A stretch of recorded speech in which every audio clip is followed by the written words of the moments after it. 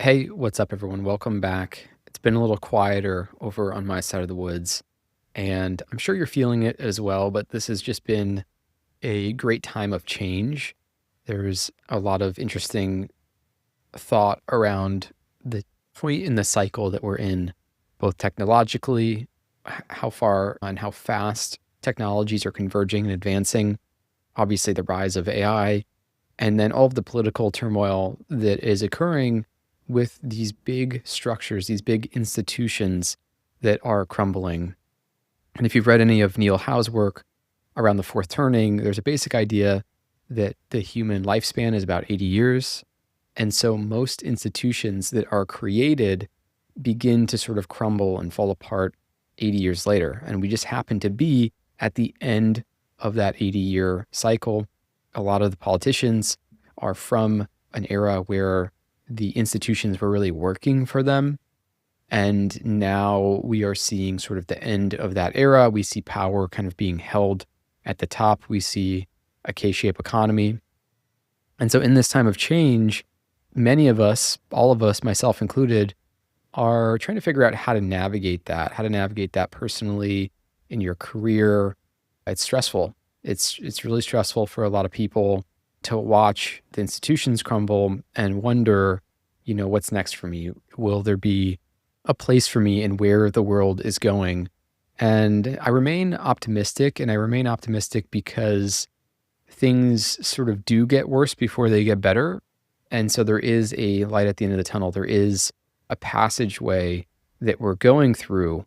And on the other side of that, we will build new institutions. We will have more technology that will support life being easier. And that, I believe, is accelerating. So I really feel we have this 5 to 10 year window where things might be more challenging. There'll be more conflict. There'll be more discord. And so just as things get stretched and stretched and stretched, and there's a lot of bad things that can happen in that time, that's when things will revert back, begin to be rebuilt. So there's lots of things happening right now. And one of the biggest themes that I'm considering right now is the difference between this deep digital experience that we're moving into, where AI will hyper personalize and increase even more the amount of time that we're spending in the digital world, as well as the desire, this growing desire that many people are having to unplug. So I think we'll see a big political movement begin to push back against technology, begin to question technology, beginning to want to slow things down.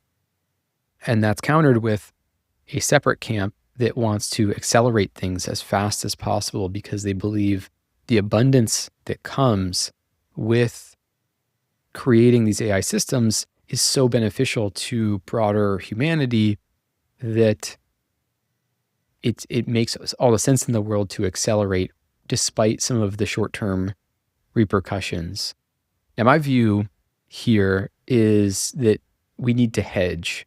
This is a different era that we're in, and the books by Nassim Taleb, his whole sort of series is very useful to read in this time because it's really about a certain type of diversification. There's balance. We could be seeking balance.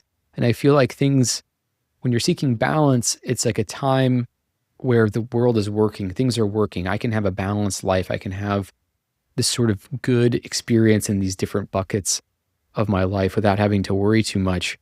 But in an era of conflict, it's really about hedging, and hedging is about having some extra bases covered, some diversified bets that are uncorrelated with each other. And so in this tension between deeply digital acceleration that's happening with our technology and then deeply physical, the pushback, I believe we need to find a way to engage with both of those, not as balance, but as a way of hedging our life, diversifying our life. And that means knowing when to unplug and when to be plugged in. It means understanding the unease that comes with being too far in either one of those camps.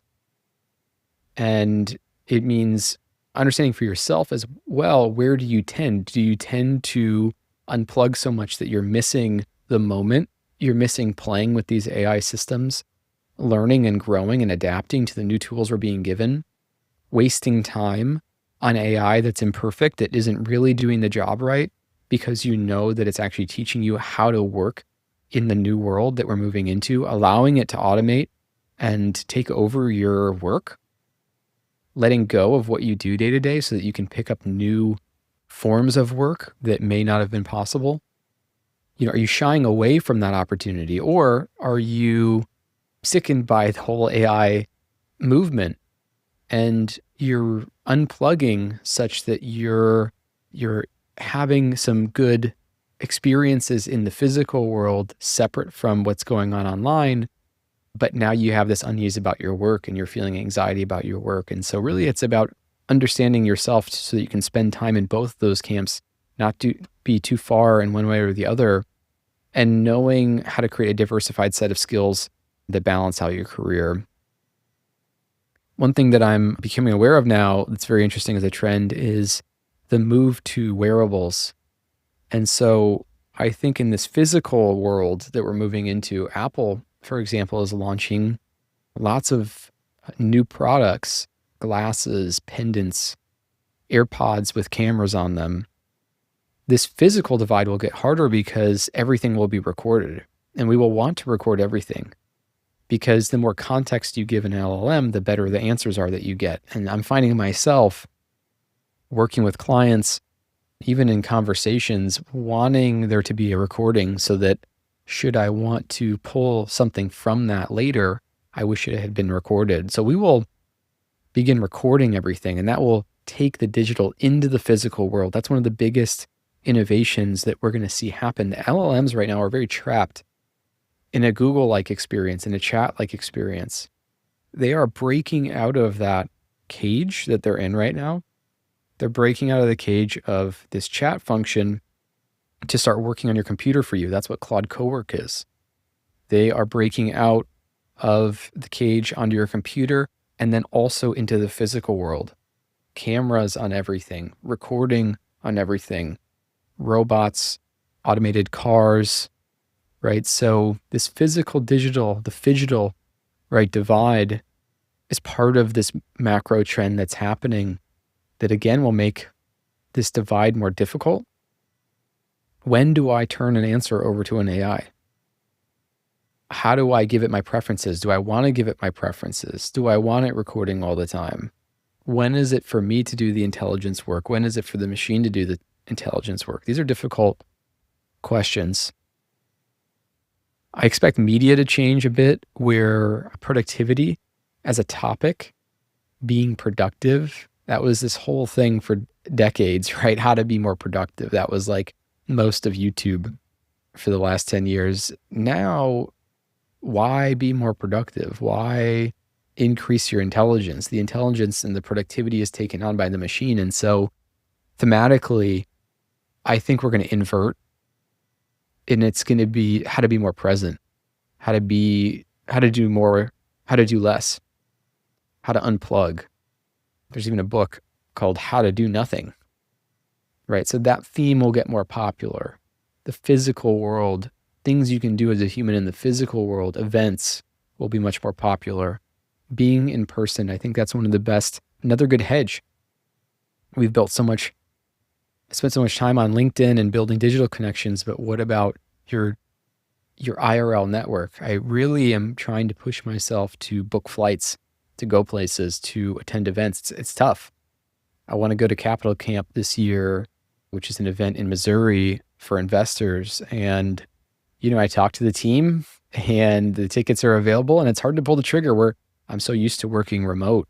So I'm trying to push myself, get on planes, go to events. These events are not cheap, a few $1,000s for each event, right? Plus stay and travel. But that's an investment that I believe will pay off more. So as this skill gap starts to close, where our intelligence work is outsourced, we're going to have to answer some difficult questions about how we spend our time, how much of it is online, when do we unplug. And the last thing I want to leave you with is a perspective on LLMs that Seth Godin did a great job articulating, which is I think we need to remember that these machines are not conscious, and there's so much doomerism coming out of all the AI labs. I just don't trust any of that. I don't believe any of that. They're not conscious. They might mimic consciousness. But Seth Godin says the reason AI language models are dumb is they don't know anything. They calculate probabilities. It's really important to understand how they work. They calculate probabilities. Each word, each sentence is a statistical guess. That's all they're doing, is putting words one in front of the other as a statistical guess about what you might want to hear. It's not a search engine. It's not a person.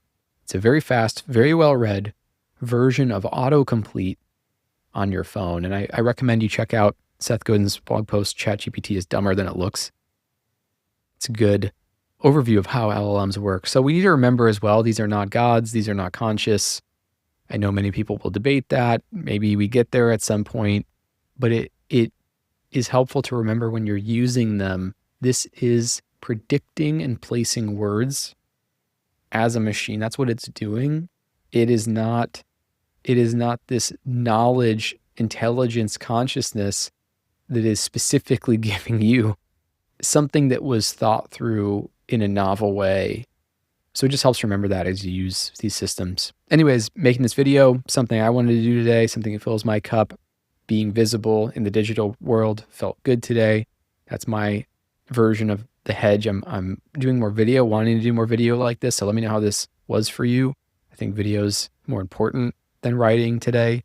Writing is maybe a little bit less trusted, fortunately or unfortunately.